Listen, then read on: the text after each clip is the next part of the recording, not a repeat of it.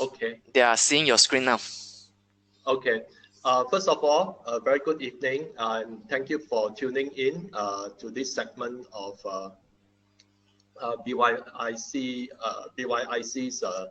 How to Invest in Growth Stocks. Now, today we'll talk about understanding the characteristic of growth stocks and learn the risks and rewards of investing in growth stocks, and learn how to identify growth stocks and learn the strategies to invest in growth stocks. Now, what are actually growth stocks? Now, a growth stock is a share in a company whose earnings are expected to grow at above average rate relative to the market. This means that it will always outperform the market in general. Okay, and a growth stock usually does not pay a dividend, especially at the initial stage, where the company would use whatever earnings to invest in capital projects or to spearhead developments, especially in the IT sector. Yeah, growth investors choose stocks based on potential for capital gains, not so much on dividend income, and therefore they can be risky. So, what are the characteristics of a growth stock? Now, it must have consistent growth in revenue and profit, abide during recessionary cycles, which may see both revenue and profit growth being impacted. Okay, outperformance versus its peers in the industry, continued growth in the company's equity to deliver growth in the share price.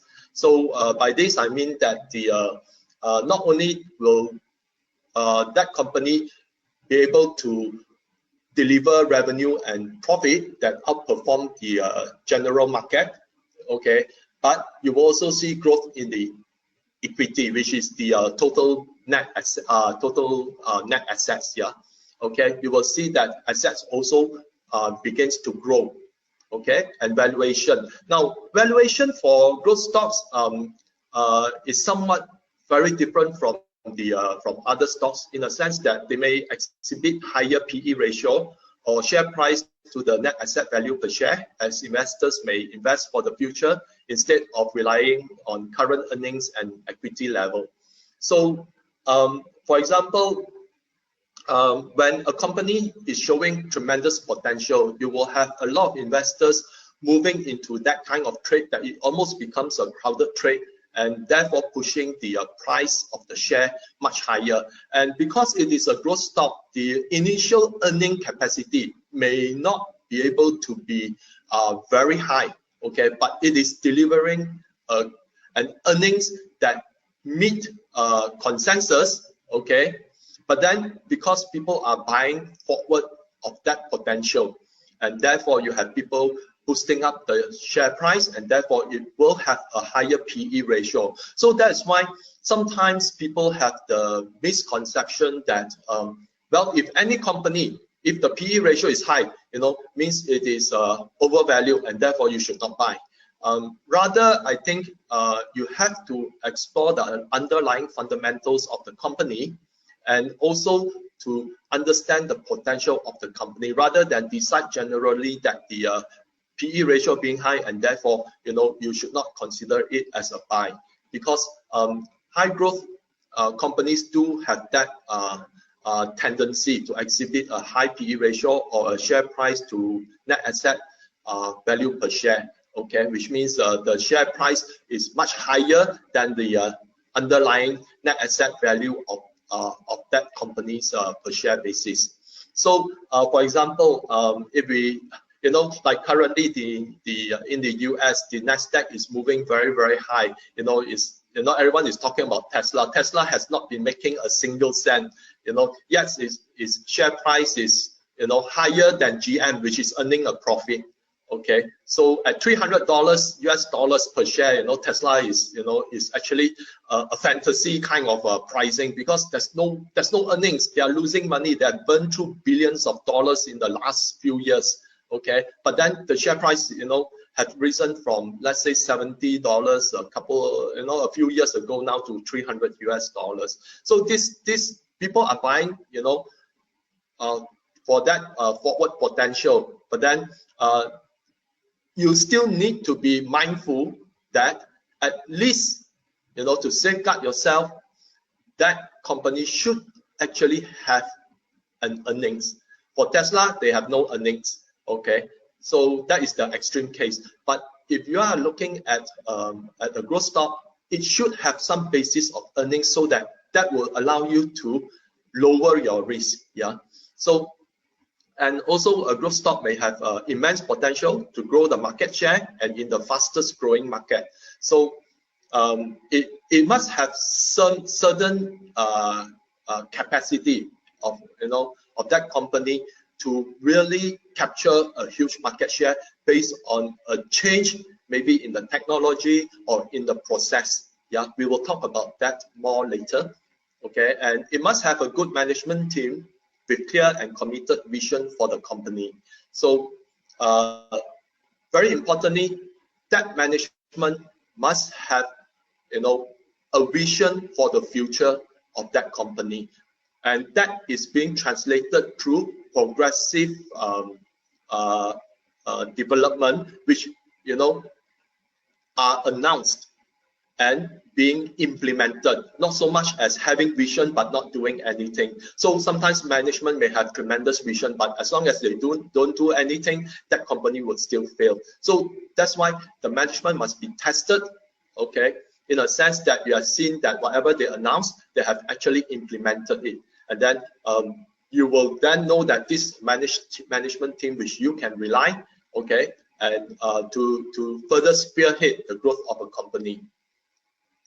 So talk about consistent growth. How do we determine whether the growth is consistent or not? Now, most importantly, you need to study your company's historical financials. 3 to 5 years would be enough, okay, with particular attention paid to the last 3 years, okay, because right now, sometimes if you look too far back into the history, at that time technology have not reached its potential level, and so on. So that's why that company, if you look too far back, certain changes could be happening more in the last 3 years than in the last 5 years. So pay attention especially to the last 3 years. Now they must demonstrate growth in the following areas: revenue, net profit, and equity.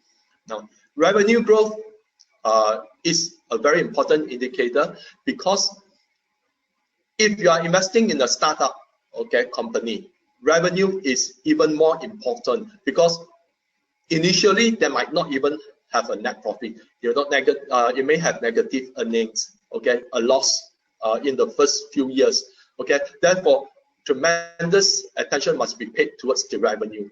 But if let's say that company is not exhibiting any earnings, okay, then you need to look at revenue and then debt equity. Now, is the total net assets, okay, declining at a very fast rate, okay?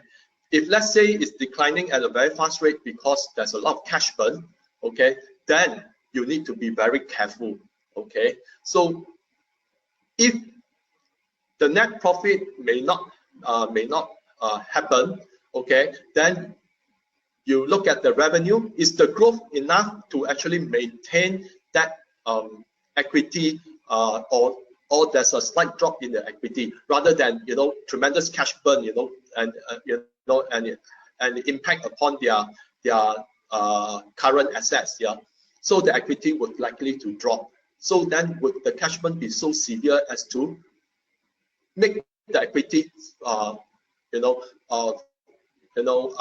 fall to a much more faster rate, okay? So then you need to gauge that in order to determine whether that company is worthwhile to invest or not. Now, all the above factors will influence the share price. But further down the road, okay, assuming revenue growth is there, net profit growth is there, okay, yes, it will help to boost the share price. But if the underlying equity also show growth, then that will reinforce the share price growth much more.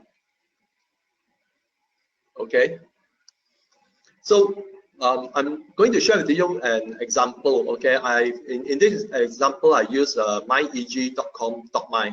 Now there are 4 charts here. which I want to show to you. Okay, revenue. You can see that, you know, in the last, including this year, let's say the 5 years, okay, you can see that revenue is trending up. Now, this is just only for the 9 months period. Now, assuming if we move into the full year, it will likely surpass that of 2016. So this is a company which has exhibit, okay, a huge revenue growth, okay, especially during the period of 2015 to 2016. Then again, you look at the net profit, it is exhibiting a similar trend like the revenue. Again, by the 12-month period, the full year net profit should actually surpass that of 2016. Then let's look at the shareholders' equity. You see there's been a steady increase in the shareholders' equity. Now, very importantly, okay, equity, as long as it can demonstrate growth, not so much as setting a huge target that equity must increase by how much and all those, because always any company that is on a high growth situation would normally reinvest that kind of capital. Okay, so equity, as long as there's growth, then that will further boost the share price. Then you look at the total assets, it has been actually increasing, and you can see that the total assets and shareholders equity, even by the 9 months, it has already surpassed that of 2016. So this company is really on a right track. Okay, so you must you must see in these 4 charts that it has been very consistent uptrend in the 5-year period. Okay, so outperformance versus peers. So how did the revenue, net profit, and equity perform versus peers within the same industry? Okay, if let's say in the absence of any peers in the industry, then you can look at some other company stocks that you are interested in. Would you then you compare, is it better than the other company that you're considering? Is it worthwhile looking at its performance, okay, versus the risk environment?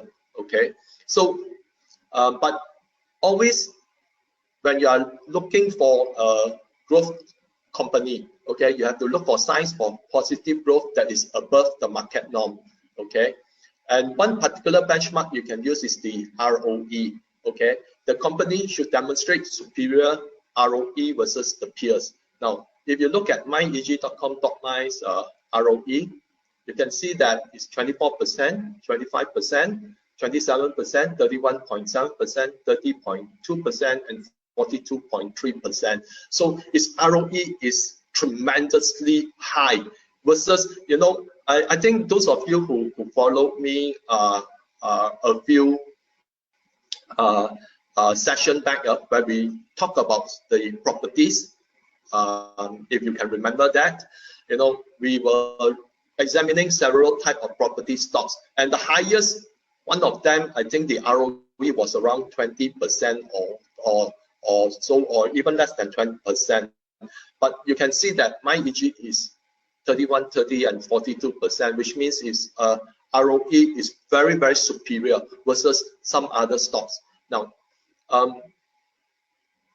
if the ROE is high, okay, it is really returning that kind of earnings, okay, for that kind of investment that you have made. Okay, because some companies may have ROEs that are in the single to the teens kind of thing, but in this case, MyEG is actually far surpass most of those other companies. Yeah. So valuation. Now, valuation is based on potential in future earnings, even if there may be no earnings in the recent financial year or years moving forward. Yeah. So in the absence of earnings, it is important for you to track what the company has done thus far to capture market share and what is its guidance moving forward. So here it goes back again to the revenue as well as the management. Okay, now when there's no earnings, a lot of attention must be paid to the revenue. Is the revenue showing signs of growth? Now, if let's say that company on the let's say first 1 or 2 years, they talk about plans and things, okay, but the following year the revenue is actually, after 1 or 2 years it starts to decline, and then the management plans that have been talked in the past few years, has not been implemented. Then these are the signs that that company, okay, could be facing some trouble, and that is when you should really evaluate whether you should actually cash out from such a company. Because when it comes to growth companies, especially at the initial stage, there will be a lot of capital investment. Some capital investment may be very fruitful, and if let's say capital investment that are done is done in where the market is not ready for it yet, let's say, okay, or that idea is too idealistic and less practical, then it can all fall apart as well. So that's why investing in growth companies, especially on the initial stage, is rather high risk. So therefore, it is better that you invest in a high growth company where there are earnings. Of course, if at the initial stage, the kind of multiples that you will enjoy as the company deliver its revenue growth and earnings growth and ROE growth that beats market expectations and also beat the market norm, then your reward will be fantastic. Okay, higher the risk, higher the reward. But if you have identified a company which you think has that kind of high growth potential, then if you want to be less adverse to the risk involved, then you might want to wait for an opportune time where the company finally deliver its earnings, okay, and then you can start to buy into that company. So oftentimes, okay, to be on the safe side, seeing earnings is, of course, will lower your risk. Okay. On the other extreme, if you get in at the initial stage, okay, when the company takes off, your multiples would be much higher. Okay. Now, in the absence of earnings, okay, you can fall back on the balance sheet, okay, which could form a base, okay, to identify the value of the company in the form of total net assets. Yeah. So if there's no earnings, you look at the total equity. Okay, how strong is the company's balance sheet? You can also calculate some of the financial ratios, okay, to determine whether this company meets your KPI or not.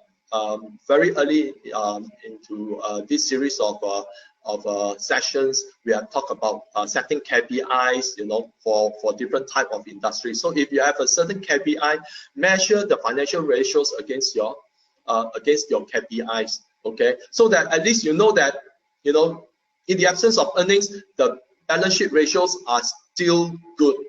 Okay, and therefore the risk might be higher, but then at least that within a certain period, okay, the current ratio are good, the debt to equity ratio are good, that the company would not be too financially burdened.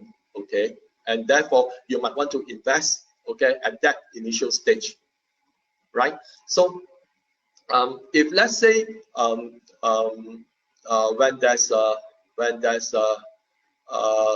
earnings, okay, and earnings start to come in, then you also need to look at the total equity to see that earnings are right now helping to improve the overall equity of that company. Okay, so that you can see further share price appreciation in the future. Now, as I mentioned, the valuation for high growth companies are often very skewed towards on the high side, especially when it comes to the PE ratio or the share price per net asset value per share, because of investors' pursuit of future potential. Now, myag.com.my has a PE ratio of 40.6, and share price of over the net asset value per share of 15.1 times. So you can see that it's very skewed towards the higher end of valuation, but then it does not mean that that company necessarily mean that that company is overvalued, okay, versus the potential to deliver even greater earnings. Yeah. So again, don't always set a limit that the PE ratio must not be more than X figure, okay? And if let's say it's more than X figure, therefore you will not invest in that company, okay? So study its underlying financials and look for the potential of its growth, okay? Now, potential to grow market share. The company must have the ability to capture and grow the market share, and is determined by some of the key things that you need to understand. That you need to understand. For example, possession of cutting-edge technology. Now, sometimes, especially in the biotech sector, okay, a company or even in the IT sector, a company may develop a certain technology, okay, and that technology could change the way that certain tasks are performed, okay, or it can revolutionize, okay, a cure for a disease or something like that. Now, if that company has that kind of technology, okay, then likely, you know, it will be able to capture a very large market share, okay, and you know, it will be able to move away from a lot of competitors. And this is the kind of companies that you should look out for. Now, the other is possession of patents or master license covering a region. Now, some companies, once they develop a certain technology, they will patent for it. If let's say that technology is new, and possession of these patents would then allow the company, you know, to have unrestricted expansion, because once you have patent, okay, competitors could not move into the market until the expiry of the patent, and normally that patent lasts for many long years, okay. Then some would actually have a master license, okay, from the licensing body, okay, the owner of that technology, okay, or the owner of that patent, and therefore they are able to have a master license and able to develop the business using that technology covering a region, okay. Now, a region would be a lot more attractive than just a country in this regard, okay. So the other thing is ability to transform work process to improve efficiency by leaps and bounds. Now, that company may revolutionize the entire work process. Now, which company it comes to mind? In this case, I would use as an example like AirAsia. Okay, previously, when you know you have to go to a travel agent to buy the ticket. Okay, then you need to go and wait on the queue line. Okay, to check in as well as to check in your luggage. Okay, but AirAsia has revolutionized the entire process. Okay, although it does not possess a cutting-edge technology, but is able to transform the entire work process so that they have become very efficient. Okay, there's tremendous savings from the stationery, you know, the printing of tickets and things like that. Okay, able to expand. Okay, that travel right now not only just cover the air ticket, but you can also book online hotel accommodation and such. So these are work-changing processes, okay, that a company can implement, okay. And then the other thing is management vision and commitment. Whether that management is going to sit on their laurels by just having that cutting-edge technology and then wait for the patent to expire, or that company will continuously look for work processes, okay, or new technology to improve the delivery of their services, okay. Management vision and commitment, therefore, is very important. And how you judge a management vision and commitment is by seeing how the management perform. And one of the best gauge is actually the financials. Yeah, you can see if let's say the management wants to when the management says they want to grow market share, okay, now that is then translated into the revenue, okay. When the management says that they want to have, reward the shareholders, okay, then you look at in terms of what kind of reward have they given to the shareholders, okay. Then the management vision of expanding the business, what steps have they implemented, okay. So when the management, they make announcement, they will do this, and eventually, okay, is followed through with a confirmation that this has been implemented, and this process of this new technology then will contribute how much to the overall revenue. Okay, all this will be announced. But if a management give a vision, okay, or they say they plan to acquire this, okay, they make announcement they want to acquire this business, or they make announcement that that they want to grow this market share, okay, by how many %. Then later, by the next few quarters, if the management announced, or the deal did not fall through because of the deal did not went through because did not go through because various parties are unable to reach a conclusion, okay, or agreement, okay, or when they say they capture the market share, then they say that we are unable to capture the market share because of competitors, all this. So the moment that the management give all sorts of excuses, okay, versus what were their plans and vision, okay, and that they have announced previously, then this goes to show that the management, is trying to bluff their way through, to boost up the share price, but every time it winds up with nothing concrete. Okay, so when a management is giving this kind of false hope, okay, then it's when you must be really be concerned about such a company, because it seems that the management is more, is on that fantasy land level, and not on the practical kind of level where they are able to deliver results. So sometimes people say that, talk about knowing the management and such, but then, I don't know them. How do I know? Well, you look at the financial performance. That's the most important gauge. The other is whatever announcement that they make, are they committed to seeing that announcement go through? Okay, and it's not just talk, and then come up with excuses why it didn't go through, or they give indications that competitors, things like that. But if let's say they possess that kind of work process that will change the industry, then you shouldn't be talking about competitors. Yeah, right.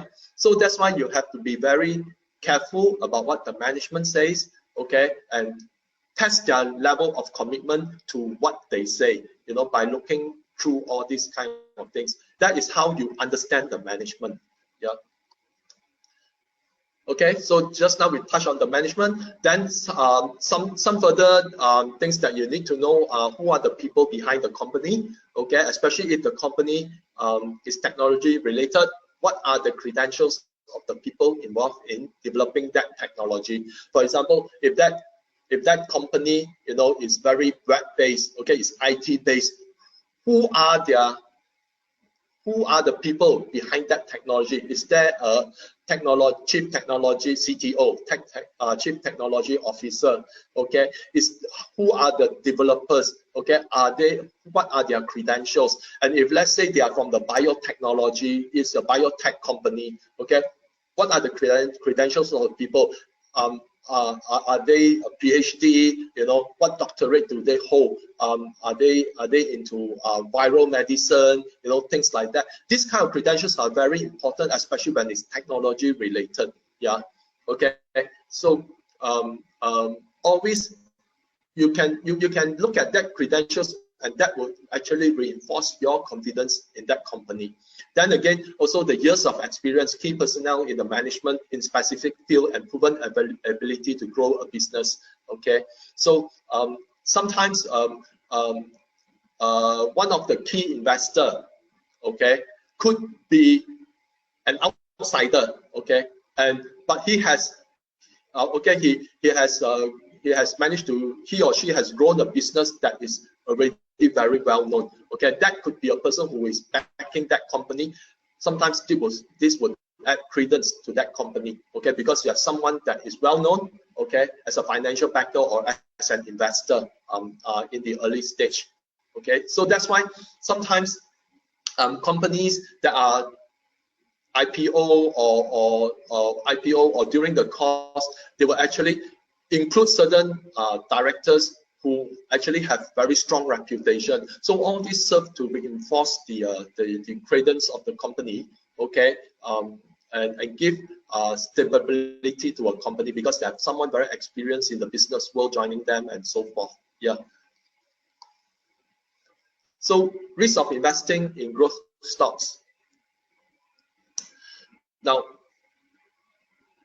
when a company is not yet able to deliver earnings, that's when the risk is at its highest, okay? Because there could be revenue growth, okay? But then to sustain that kind of revenue growth, that company, okay, is actually burning cash, okay? Now, using an example like Amazon, okay, Amazon is worth let's say more than $1,000 per share, but Amazon profit margin is so low and it burns a lot of cash to continue sustaining that company. Then you look at Netflix, okay, these are the companies that burn a lot of cash just to deliver a very small amount of earnings, okay? So when this kind of things happen, okay, it puts the risk at a very high level. For example, okay, if let's say there's a company that momentum players are chasing that stock, and this growth company, okay, seeing its share price go up even higher, okay, will you be part of that momentum chasers? Okay, so not knowing when the momentum would actually stop and therefore crash, the stock would crash. Okay, so that's why always have something to fall back on. It doesn't mean that if let's say, okay, if let's say that the cash burn continues, okay, there is something that is showing a red flag, and you should be a bit more cautious, especially if let's say this company so-called is a high growth company, you know, but in their 5 to 7 years of existence, they have been continuously burning cash and deliver only a very small amount of earnings. Okay, although revenue may be very, very good. Now then you have to be a bit concerned. Okay, sometimes I would rather not be a momentum chaser. Okay, I don't mind partaking in some risk, okay, when that company is showing some promise. But as soon as I see, let's say, you know, the cash burn, you know, is getting a bit ridiculous, okay, and then although there's revenue growth, but then the earnings sometimes is inconsistent. Sometimes they are loss, sometimes they are positive earnings, sometimes they are is negative. Then it's something very troubling about this company. So as I mentioned earlier, a growth company must exhibit consistent growth. The keyword is consistent. If let's say the company is inconsistent in delivering earnings, okay, then that is something you should exercise some caution, and then really be able to, you must really be able to understand the risk before investing. Okay, now always know that when there is unless there's specific things like cutting edge technology and it's patented, which then for a fixed period of time competitors cannot use similar technology, then that company would have would be able to spearhead its growth over a longer period of time, and therefore it becomes very lucrative. Now, but if let's say it's a lucrative market, but that company, you know, it's just only changing processes, okay, it's just only changing processes, it doesn't possess any patent, okay, or cutting edge technology which is wholly owned by themselves, okay, then you will see a lot of people entering into the industry, okay, because it's a process that they could be copied. Okay, now just as Example, Groupon. Groupon came up with discount vouchers, and then when it was listed, the share price really blast off. Then, but there's no cutting edge technology. You are just selling coupons. So eventually, it's so easy to start up an internet company and then start selling coupons. Okay, and then Groupon also, gone case already. Okay, because that process could be duplicated.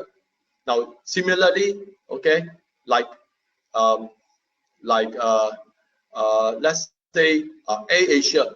Okay, they started off revolutionizing the work process, but then soon all the airlines also do the same. Okay, and therefore that process then is easily duplicated. Okay, so that is when if that process, okay, you may have a head start, but then competitors will enter it.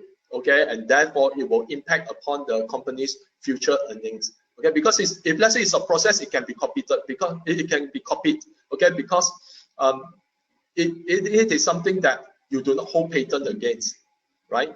So these are the risks. Okay, so you must clearly define, set your own definition of how you want your ideal growth stock to be.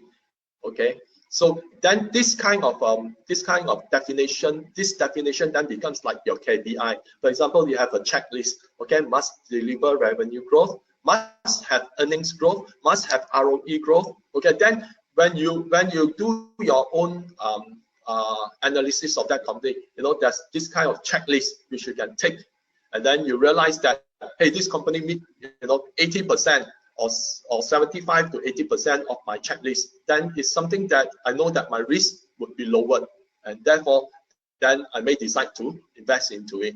Okay, not just by reading, okay, that this company is able to do this, okay, and then immediately you think that, hey, I'm going to buy this company because the management says so. Okay, so it is better if, let's say, you have, because of the prevailing risk, that if you invest in the wrong growth company, then you can get that label.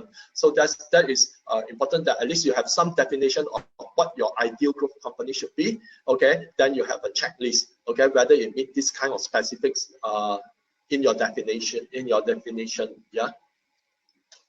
Now, the rewards of investing in growth stocks, of course, there's always the first mover advantage. Okay, if the company possesses new technology, patent, or owns a master license, okay, in the early years of growth, okay, although it could be challenging, but as it gains traction, its appeal will gain support among investors. Okay, so having that kind of technology, patent, owns a master license, okay, will actually enable that company to move ahead away from the competitors. Okay, but in doing so, in the early years, okay, that company could have very challenging situation, to deliver consistent earning growth. Okay, but once it's able to do so, okay, and in the absence of competitors, okay, then you will see that a lot of investors would then warm up to the company, and then they would actually invest in the company, and therefore, it will be able to gain the confidence of a lot of investors. Now, further growth and rapid expansion could elevate the company to key benchmark, increasing the share liquidity and investability, delivering both dividend and share price gain. So normally, what I'll be looking at, okay, is a company that if let's say it is consistent growth, okay, it doesn't mean that it grows by, okay, a small percentage. Okay, I'm looking at something that is quite parabolic. Okay, and this is what I mean. So let's look at example. Go back to myeg.com.my. How did the company fare? Now, according to the Star dated 13 February 2017, an investor who held onto the stock over the last 5 years would be 15 times richer at its current price of $1.63. Now, based on this analysis, which was done on 22nd of June, it was priced at $2.11. So how many times richer would that investor be? Okay, so from $2 and from 2 ringgit and 11 cents, you minus that out, okay, which means every share actually gain another 50 cents. So that essentially means that, okay, those who invested 5 years as of 22nd of June could be about 18 times richer. But if let's say at the initial stage, how much richer would that be? Now this is from Google Finance, yeah. If okay. if you buy 5 years ago at 10 cents, today closing price is 2 ringgit 15 cents, you are 21 times richer. 5 years ago, So right?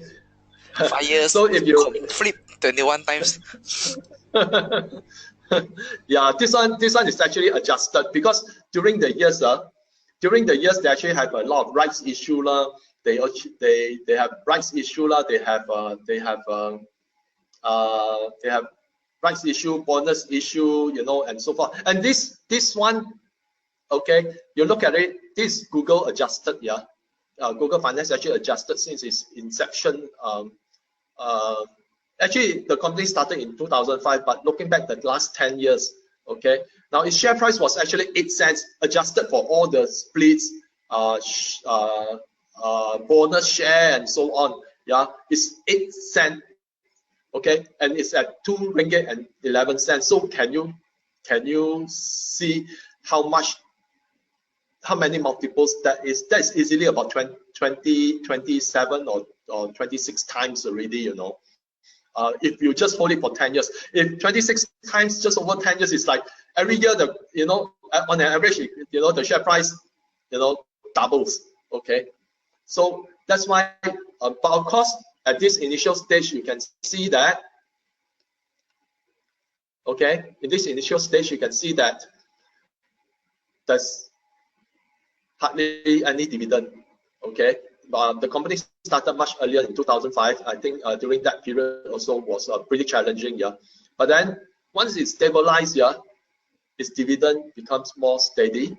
Okay, and this is what I mean by a parabolic growth. Okay, you see that it moved up quite fast from 2013 onwards. So parabolic doesn't mean it shoot up straight now, that is vertical, okay, but parabolic is something that you can see a trend that is ascending very fast. Okay, so this is something to look out for. Okay, so in case anyone asks, shall I buy my EG, you know, right now? So I will not say anything, but please do your own financials study, okay, and determine whether this company meet the kind of definition you have set for yourself, and whether you meet the kind of KPIs that you set for yourself. Okay, because everyone has different risk assessment. Okay, so if you look at it, these are the kind of trend that you should look out for. Yeah.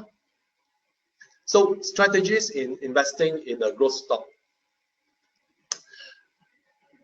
First and foremost, understand the company and what it does. Will the company be able to change a process or own a patent which allows it to capture market share? Now, AirAsia, for example, is able to change the process of flight booking. Okay. However, it is not able to sustain consistent earnings due to the capital-intensive nature of its business and primary reliance on a commodity for its business to function. Okay. So AirAsia, yes, they changed the entire process. Okay, but then in order to grow its business, it needs to lease aircraft, it needs to buy aircraft, which are all very capital intensive. In order to buy, you need to incur financing costs, okay, or you need to issue new shares, okay, which then, okay, would impact due to share dilution, okay, and it also need to rely on the price of oil, whether it's favorable to its business, and therefore to hedge accordingly. Not forgetting, I think there was 1 year which AirAsia hedged wrongly, and they lost, I think, quite substantial tens of millions, if I'm not wrong, yeah, because they hedged oil on the high end, okay, but then oil price dropped, okay, to 40, 60 US dollar per barrel, but then they hedge it on the higher end, okay. So then, you know, these are the risks of that business, okay. So good work process, okay, but then it's a process that can be duplicated by competitors, okay.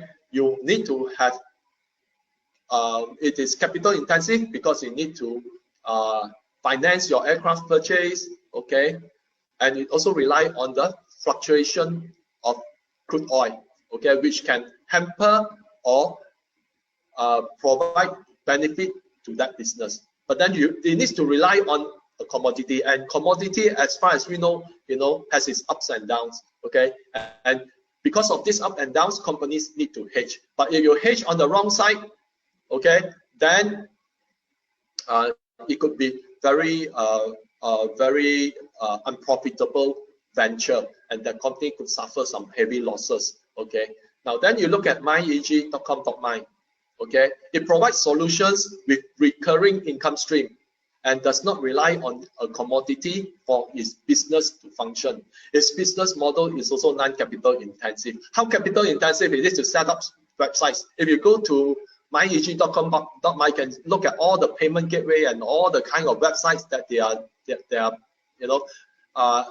providing solutions for people to make booking, to pay this, pay that, okay. So then it's non-capital intensive, okay. There's no, you don't need to each website, you don't need to refinance or to start up a website, because it's very simple. They have web developers, it's so easy to develop a website, okay, and you have the kind of system that you can just, it's like a modular system, you just set up, and this one start earning, that one start earning. It's all recurring income, okay, and there's no reliance on any commodity, okay, and that is why MyEG is able to be very profitable, okay, because they have changed the way people manage their insurance, okay, manage their payment to various agencies and so on. So they have managed to provide that kind of solution, okay. But of course, on the other hand, when MyEG started off, they actually have a lot of support, okay, in the sense that they created that environment where a lot of payment to various agencies could be made, okay. But right now, MyEG is moving further ahead. They are no longer reliant on just payment to government agencies. They are starting their own multiple types of websites and payment gateways, and also other solutions, okay, to help the company grow much further, okay. So you can already see the difference, yeah, okay. Both also are very process orientated, okay, but both also can be duplicated, okay. But then one has able to move ahead simply because it's very low cost, okay, and it doesn't rely on a commodity. So always, so one of the key things that you should look at, if let's say a company, okay, that profess that their growth is going to be fantastic in the future, okay, they might even term themselves as high growth. First thing you need to check, are they relying on any underlying commodity or not? Okay, for example, in terms of iron, okay, in terms of lithium. So for example, some companies, they say that well, we are in the process of doing battery, okay, lithium batteries and so on, because that is the future. In the future, there's just going to be lithium batteries, okay, and fossil fuel will actually be in decline, and there'll be tremendous demand for our lithium battery. Yes, it could have that kind of underlying nature of a growth company, but what if lithium is still a commodity? What if, due to various expansion, okay, and suddenly the price of lithium shoot up? How long is that company able to maintain its growth when the cost of a primary product that it needs for its production shoots up?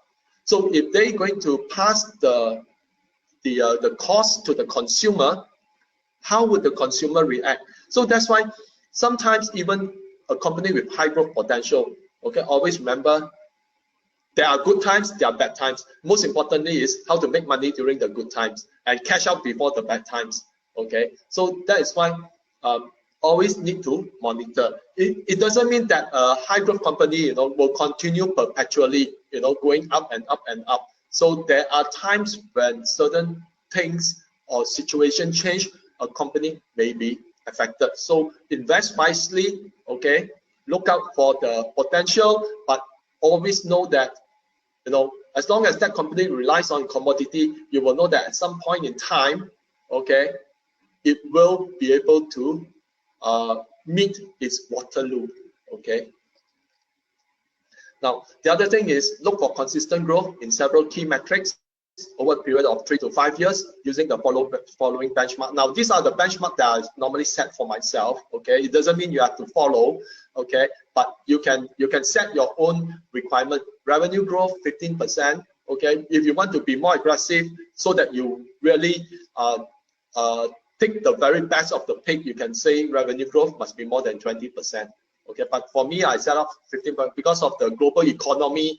Okay, that is sometimes it's good, sometimes it's bad. Normally, currently, I set for normal stocks, I just set a revenue growth of 5% as my KPI. But therefore, 15% to me is something that is above the norm. Okay, net profit growth must be more than 20%. Okay, equity growth positive. No need to look so much as 20-30% or so forth, okay, but as long as positive, because a company may be, okay, the equity growth may be affected when a company do a lot of capital reinvestment, okay, and some of it could be involve borrowings, okay, and therefore borrowings are actually liabilities which could actually lower down the equity. So that's why do not set too much rigid. As long as, for me, as long as the top line and bottom line looks good, equity growth is positive, I'm quite fine with that. But then you can also set that minimum maybe 5%, okay, or 10%. It's up to you. But I'm using my own set of KPIs here. You can change the KPIs. You need not necessarily follow mine, okay, because our risk assessment always differs. Then an ROE must be more than 15%. Okay. Now, if you are investing at the startup stage, it is important that the company has strong balance sheet because there will be cash burn initially. Measure the financial ratios to determine balance sheet strength. Okay. Don't just look at the potential, but that company, especially at the initial stage, must have the kind of financial ratios and financial strength that will enable that company to last long. Okay, moving forward, rather than after 2 quarters, the company announced we are going to issue new shares, and then further dilution. Then the share price will drop. Okay. Then another 2 quarters, the company say, in view of the kind of strategy, we are going to borrow another 100 million. Wow. Then it will actually impact upon the financial strength of a company. Okay. So that's why. Look at that kind of financial ratios to determine the strength of that company financially, strong enough to move forward without incurring dilution, without borrowing more, okay, to finance its expansion. Okay. And the last thing, if you are investing in growth companies, especially at the startup stage, have patience. Okay. If you can go back at this chart, okay, you can see that for the greater part of those years, okay, what that kept the investors going perhaps were the dividend, okay. But once the company really takes off. But then if you are investing somewhere around here, once there are substantial earnings here, you're also not too bad off. So that's why it depends on your risk assessment, okay. So if you want to go at this startup stage, okay, the risks are much higher. There will be cash burn, there will be worries that you are concerned with, and so on. But as long as the company financial ratios look sound, okay, it's not over borrowing, its debt level is not too high, then maybe you can hold on for a longer period and see the end result much later on. Or if you want to lower the risk, okay, you look for opportunities that substantial growth in earnings, which is somewhere along here. Okay, just now we see that very early on.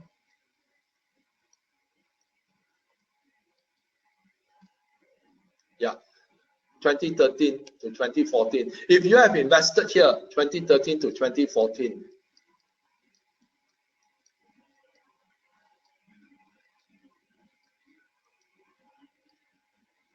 Okay. It is somewhere around, maybe adjusted, maybe about 50 cents, 40 cents. It is not too bad, you're still able to get 5 to 6 times.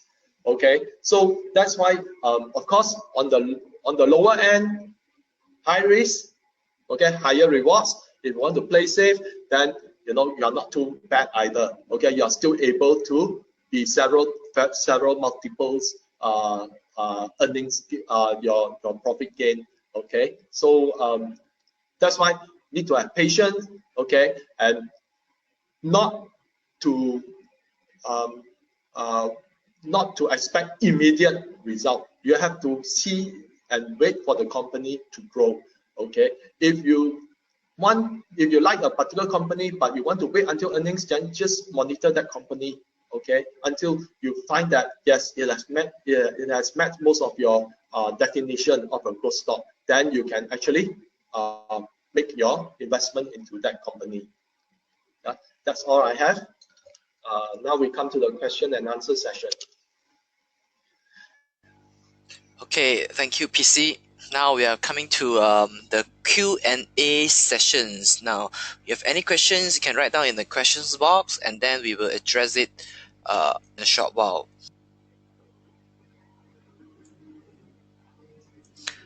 Is IPO stock considered a growth stock?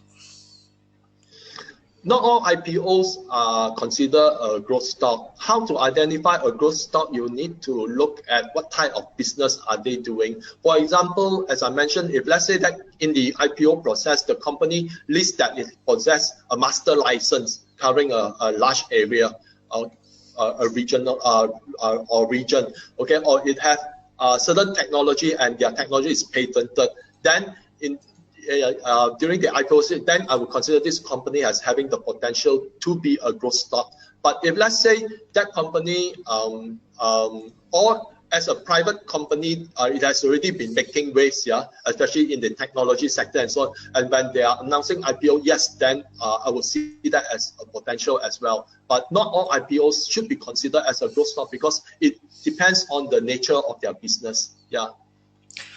Okay, so good question, good answer. So next is, where can I get a list of companies that are just listed through IPO or have been listed for a specific time period, for example, 2 years? Is there a website to filter? I think you can always refer it to the Bursa Malaysia. Bursa Malaysia. I think that's the marketplace. If you go to bursamalaysia.com, you can see which are the newly listed companies. Yeah.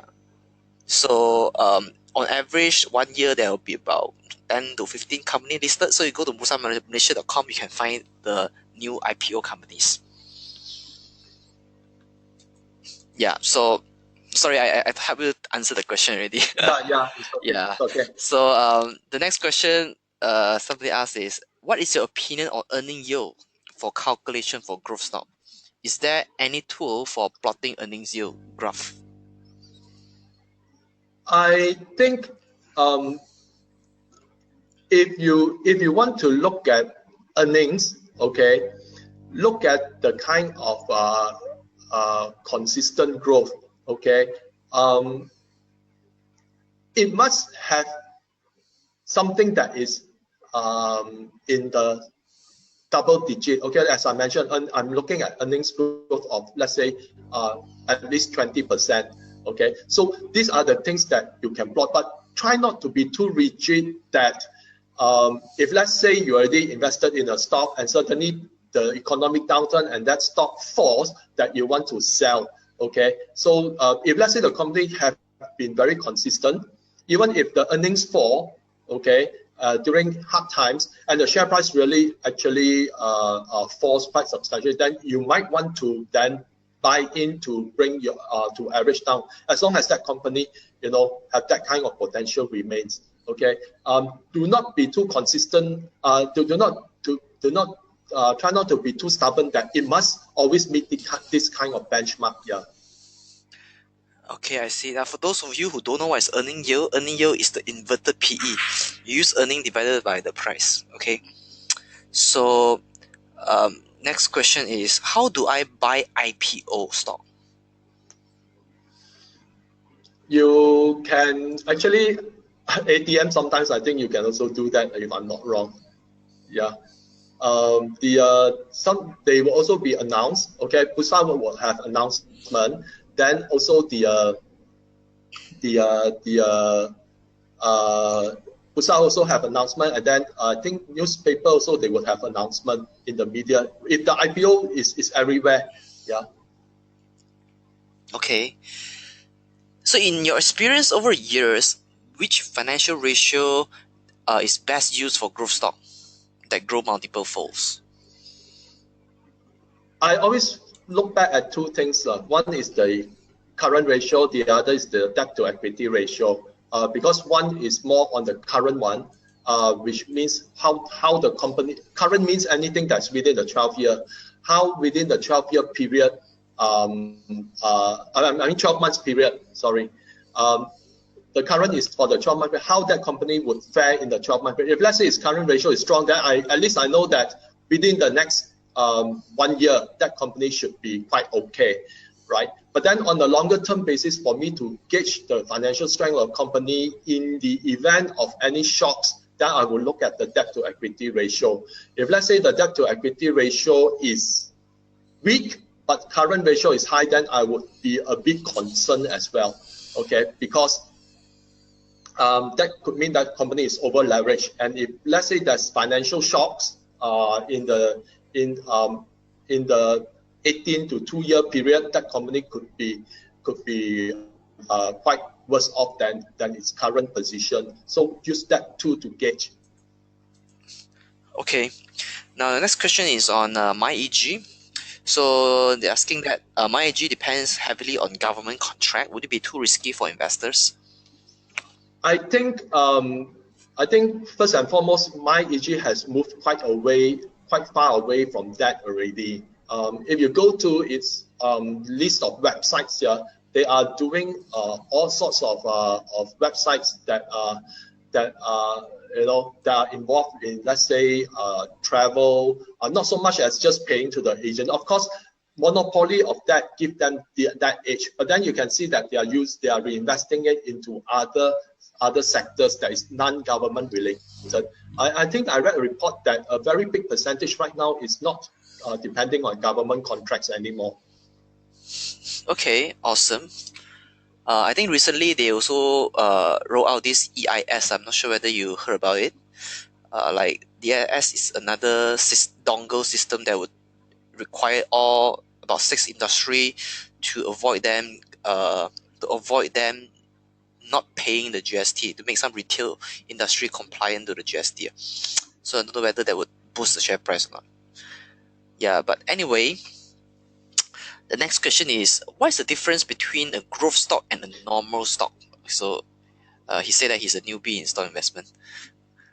I think if let's say you're looking at, as we have covered earlier, it must have an outperformance. Okay, for example, if let's say ordinary company return on equity, maybe let's say single digit or in the teens. Okay, for a high growth, it could be 20% or more. Okay, like in MyEG, it is 30%. All right. Okay, next question is how to calculate when to take profit for growth stock, like how to justify whether it's overvalued. I think it depends on your level of risk taking, because for some people, if that stock have reached in terms of multiples, maybe 2 or 3 times, they could be exiting so that they can actually use their cash for other types of investment. Now, for people who wants to hold on longer, then you need to continue to monitor the company. Like every quarter when you read the report, if let's say that quarter was the current quarter versus the last quarter, there's an increase, okay, in sales, okay, or increase in revenue, or versus the last year's same quarter, year on year, okay, you see that's greater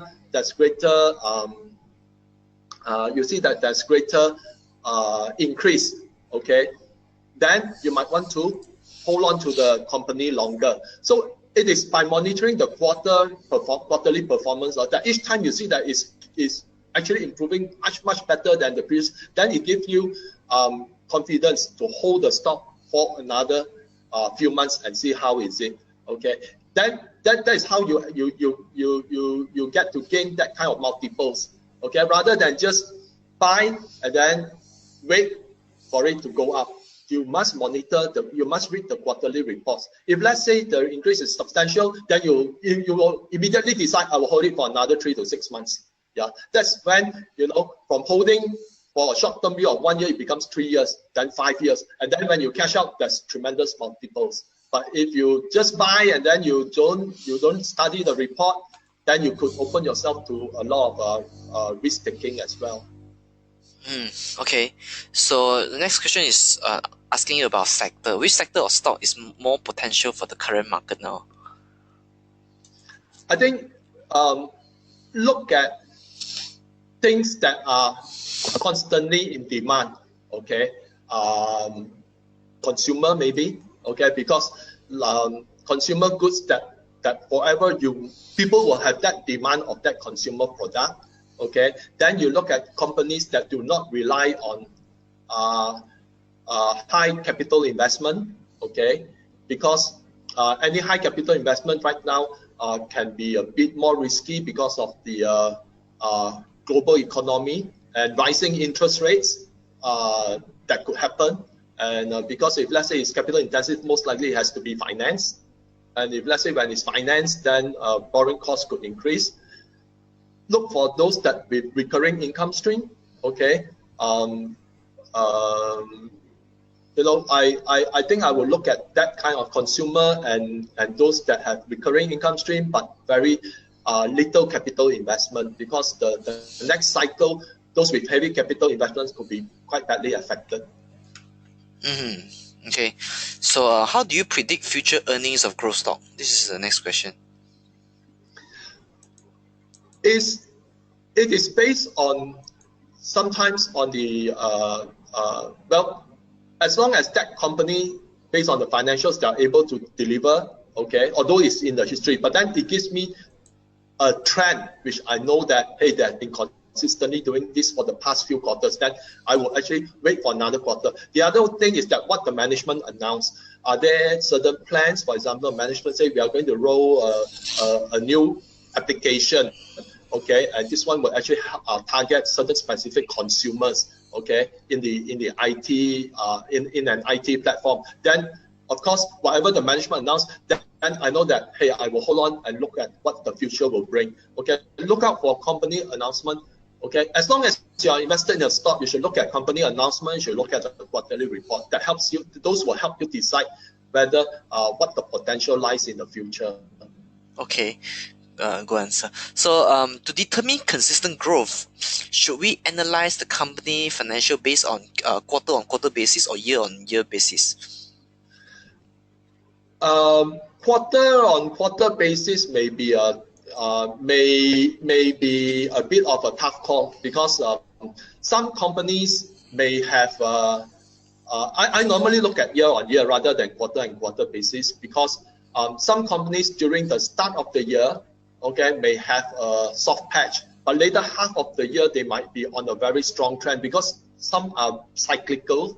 Okay, some are based on the amount of sales done, but then they have certain credit terms. Okay, that would actually change the kind of not credit terms. Sometimes they have certain kind of like development. Okay, property development. The project may kickstart, but then the earnings only come later. Okay, these are the kind of things that you should look out for. So it's best to have year on year, because quarter and quarter sometimes looks hopeful, but then the earning may not be translated until a later part. So quarter and quarter is not something I would favor, but it's also something that we should to just study it just for understanding, not to use it as a basis too strongly. Okay, yeah. You're talking about seasonality effect, lah. Yes. Yeah. So next question is, in your opinion, do you find growth stock in cyclical industry they are currently in favor, or should we find growth stock in non-cyclical sector? I think those in the cyclical sectors sometimes could be inconsistent due to like those that are related to commodities, okay, can be very inconsistent. So in my own terms, I will look at things that have consistent recurring income as a very strong basis, okay. Those that in cycles, what if, let's say, you know, there's an up cycle and there's a down cycle, then after that there's no more, the next down cycle, then it wouldn't have consistent earnings in that sense. So always look for those that are non-cyclical and have recurring income streams. Yeah, so you prefer non-cyclical sector for growth. So are there any other reliable sources to keep track on company and economy performance besides Bursa Malaysia? This is the next question. If you want to look at it, you can study those like when they say when US and China sneeze, the whole global economy will have shock. So you can at least read what is happening in China, okay, what is happening in the US, because normally if the US market is up, the following day most of the markets around the world is also up, okay. These are the kind of things that you can use as a gauge, okay. But like in the US, the Federal Reserve is going to tighten, okay, which means they are going to increase interest rate, okay. And if, let's say, increase interest rate, then it will actually snowball to other regions, okay, where they might also increase interest rate. Because otherwise, if the US increase interest rate, US dollar people may have flight of safety into US dollar, and therefore the currency of that country may fall versus the US dollar. So then the local central bank might also increase interest rate, so that at least there's no flight of capital to US dollar. So these are the kind of things that are likely to transit, okay, once the US implements certain things or China implements, like for example, China bans its citizens from using its money to invest in real estate overseas. And you can see that in Canada, the real estate has already burst. In Australia, it's already burst. Okay, in UK already bursting. In Europe, Spain, Portugal. Okay, all these which have all the Chinese, you know, from mainland China moving their money into all these, all are bursting already. So that's why this kind of things can impact. Okay, for example, just now someone brought up the question about the UK properties. Yeah, I know it's bursting. You know, the property price are collapsing. So that's why when whatever happens that in these two countries, you can read about. Okay, and then that may help you to have a better understanding what is soon to be coming. Okay. So the next question is, there are so many public listed companies. How do you screen and identify good fundamental stocks to do further research? Well, first and foremost, for me, I adopt a top-down process. So first question I ask myself is, which economy would tend to thrive? Okay, I tend to look at what is going to happen in the future rather than what is happening now. Okay, for example, if let's say I know that the stock market right now all over the world is very frothy. Okay, they are very highly valued, and like in the US, historically historically, you know, the PE ratio now is almost the second highest ever on record. So there's a potential that things might crash. So I would then look at, in such a scenario, what I want then would be more defensive. Okay, I want stocks that are that at least, you know, that's dividend paying. Okay, with good dividend yield, so that if there's a crash, okay, I can then do average down to increase my yield even more. You know, so these are the that as long as I stay invested, I still have dividends. So these are the things that you then look at. What are the dividend stock, okay, that meet your kind of investment. Then you look at, you know, which stock give you the highest dividend, and then from there you look at which one would meet the kind of financial ratios that you set. So this is, for example, what a top-down analysis that I adopted. Okay, so what do you think about using earning per share to determine growth stock versus the return on equity? Although earning per share sometimes is mainly used, but like I said previously, that if a company buy back a lot of its shares, okay, its earning per share will show higher growth, even though the profit growth may be lesser. So that's why I prefer net profit growth on an overall basis rather than earning per share. Because as long as a company buys back a lot of its shares, its earning per share can be very much higher, but it doesn't really show the real effect. So I prefer to look at total net profit versus EPS. Okay, so how do you determine whether a growth stock has become matured? When such time that its earnings start to go back into the like, okay, let's say my EG right now is you know, it's 20 over percent, you know, consistently. But at some point in time, okay, unless there's an economic crisis, then we you know, definitely it will fall. But let's say that trend outside of an economic crisis, after that 20 over percent, you know, it starts to slow down to, you know, a little bit more than 10%, you know. So if consecutively it shows year on year of slightly more than 10%, yeah, then I know that from 20 to 10 means that it could be reaching a maturity in earnings already.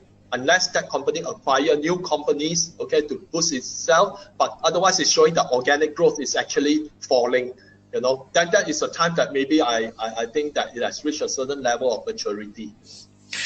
I see. So this is another good question. So have you come across any good books or study materials to learn about growth stock or value growth? Do you measure as well management, corporate governance indicator, such as director compensation, capex strategy in growth stock? Directors compensation and such, I don't really look at it at every stock, okay. But if let's say a company has good revenue, but then its earnings doesn't reflect that, then of course the next thing I would look at is to skim through all the expenses, okay. If let's say the expenses, okay, goes into payroll, okay, or directors' fees and all those things, which is very substantial, then of course I'll be a bit worried, okay. But sometimes, you know, directors are rewarded for their performance, okay. If let's say revenue is good, okay, earnings is good, I don't mind if directors get paid well, and also, you see, so does the management staff and all those. So you again shouldn't be too concerned. But if let's say if the revenue is good but net profit is low, then you need to really skim through what are the contributors. Yeah. So of course, in terms of corporate governance, if a company has incidents, okay, where it's fined by Bursa for certain non-disclosure or failure to disclosure or late disclosure, then, you know, that will serve me a red flag, is that the management, okay, is not 100% abide by the Securities Commission, the SEC's guidelines, then it's something of a concern. In that sense, I would rate the corporate governance as weak. Yeah. Okay, how about the earlier question, like what books or learning materials that is good for learning growth investing? I think there are a lot of books out there, but I started reading. Nowadays, I don't really read. I just read current news and all those current news and market trends. Okay, based on the internet. But previously, I do read about some of Warren Buffett's investments. Okay, I read about I think quite a very old book. I bought it way back in the 1990s. Okay. I think it was Ben Graham's okay. But after that, kind of dry one. His book. Yeah. But Halfway through, I already threw it because I understand the principles. yeah. But yeah. So there's a lot of books which just If you ask me about books, if I may answer, Sure. I would say growth investing. What books benefit me the most is Peter Lynch books, which are the One Up, the Wall Street, One Up the Street, and Beating the Street.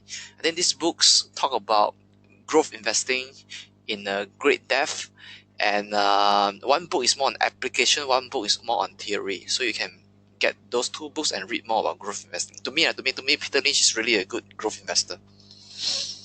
Yeah. So anyway, it's 10 over o'clock. So we allowed 2 more questions. There's still a lot of questions on my list, so I will just pick questions that are really good. So the next question is, if a company's corporate structure shows quite a number of subsidiaries and associate companies in foreign country, will it affect the growth of a company? Sometimes you need to look at whether having subsidiaries are those active subsidiaries. So when it comes to the financial statement, there will be certain disclosure about income earned from overseas or income from shared venture and things like that. So if you have that, okay, then you need to go further down before the comprehensive income for the year. There'll be some adjustment. You look up for any forex loss or forex gain. Okay, that is when you will have a better understanding of that company, because sometimes company may list a lot of subsidiaries here, but are they really active, or are they there for the sole purpose of doing a small business? If let's say it's a small business, it is inconsequential. But then look at the financial reports where they will actually disclose income from shared ventures overseas or whatsoever, and then further down, as long as there's forex loss or forex gain, then you know that that company has substantial business overseas. Yeah. Okay, so next question is, what is the difference between impairment loss and write-off?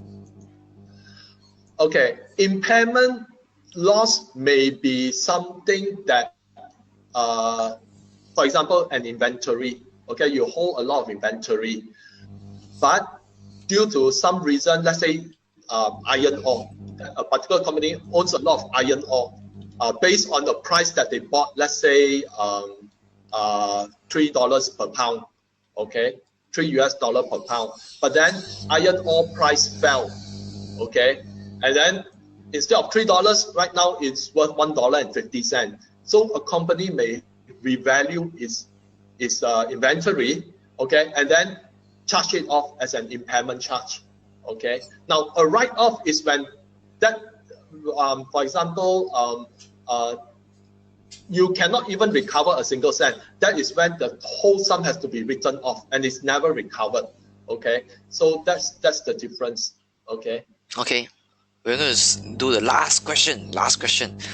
So can a value stock be a growth stock as well, and also vice versa?